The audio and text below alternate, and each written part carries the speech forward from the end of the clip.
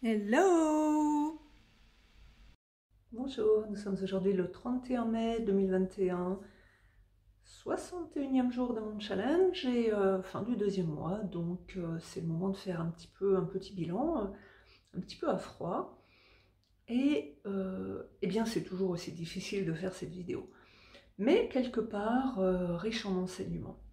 En fait, je travaille avec une américaine en ce moment, et donc je lui envoie des exercices, des instructions, et elle me fait un retour par rapport à sa façon de comprendre les choses. Et là où je me dis que c'est très riche d'enseignements, c'est que pour elle, elle a besoin d'exemples, elle a besoin euh, de l'oral, elle a besoin euh, peut-être de visualiser certaines choses. Alors qu'en ce qui me concerne, moi je travaille beaucoup plus et beaucoup mieux à l'écrit. L'écrit me permet effectivement de peut-être de me vider la tête, me permet de corriger ou de reformuler les choses que je n'ai peut-être pas bien exprimées ou que je n'ai pas dites de la façon que je voulais les dire. Alors que, eh bien, l'oral, bah, comme on dit si bien, les écrits restent, les paroles s'envolent. Et là, je me rends compte qu'avec cet exercice, eh bien, très souvent, j'aborde des sujets bah, qui m'intéressent, mais voilà, je poste la vidéo, c'est, comment dire, la règle du jeu, mais d'un autre côté, c'est pas forcément ce que je voulais dire, ou c'est pas forcément la façon dont je voulais le dire. Et je me rends compte que bah, j'aurais bien aimé finalement rajouter un tas de choses. Alors refaire une vidéo sur le même sujet, effectivement, ça pourrait être une solution, en complétant les choses, en disant peut-être les choses de façon différente, mais à la limite, c'est pas non plus l'objectif de cet exercice.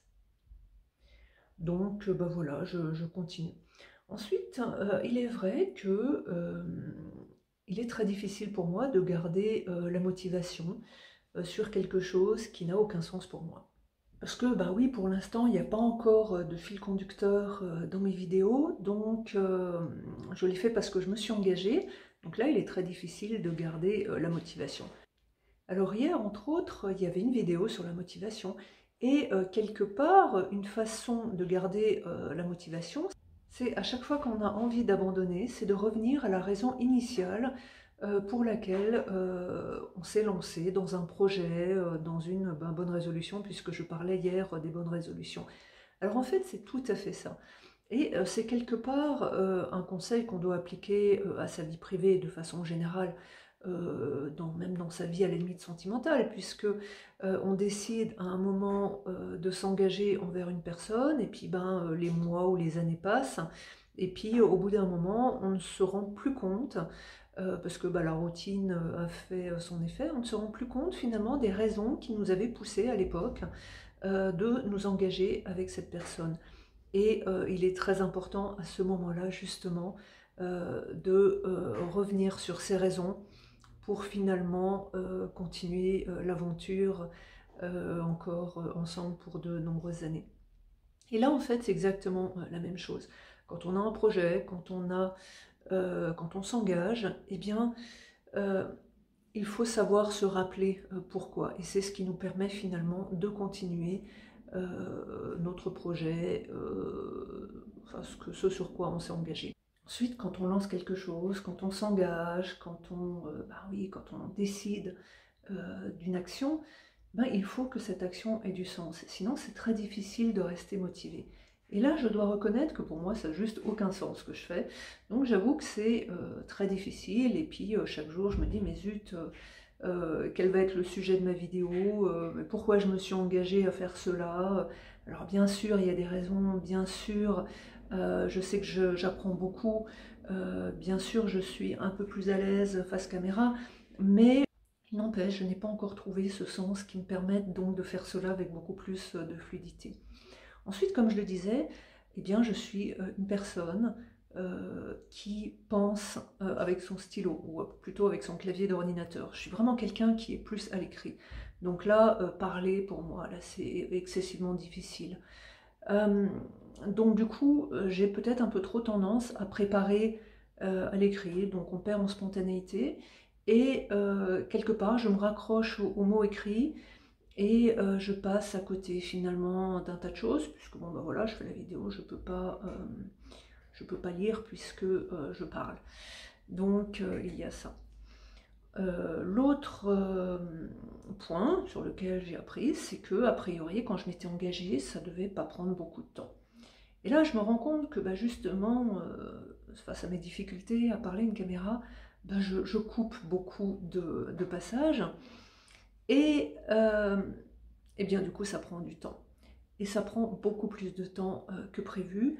Donc là, c'est un point sur lequel il faut que je m'améliore pour que ce soit beaucoup plus fluide, pour que, ben, quelque part, je fasse cet exercice comme si j'étais en face de personnes, et non pas comme un monologue face à une machine, parce que là, j'avoue que, une fois encore, ça joue beaucoup pour moi dans le sens où ben, ça a très peu de sens de parler avec une machine, donc bah, j'ai du mal à avancer. Mais là, une fois encore, je vais m'améliorer, je vais essayer d'imaginer que je parle donc à quelqu'un en face de moi. Voilà, donc c'était un petit peu le retour hein, après 2 mois.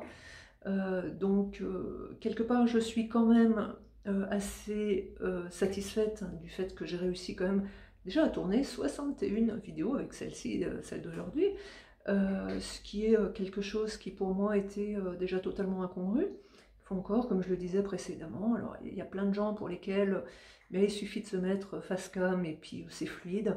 Ils le font tous les jours, ils racontent plein de choses, tout et n'importe quoi. Quand je dis n'importe quoi, ça n'a rien de péjoratif, hein, ça peut être quelque chose d'absolument passionnant. Mais bon, pour moi qui vis dans un monde de silence, euh, c'est un challenge à chaque fois. Donc je m'améliore. Au bout de 2 mois, on n'y est pas encore.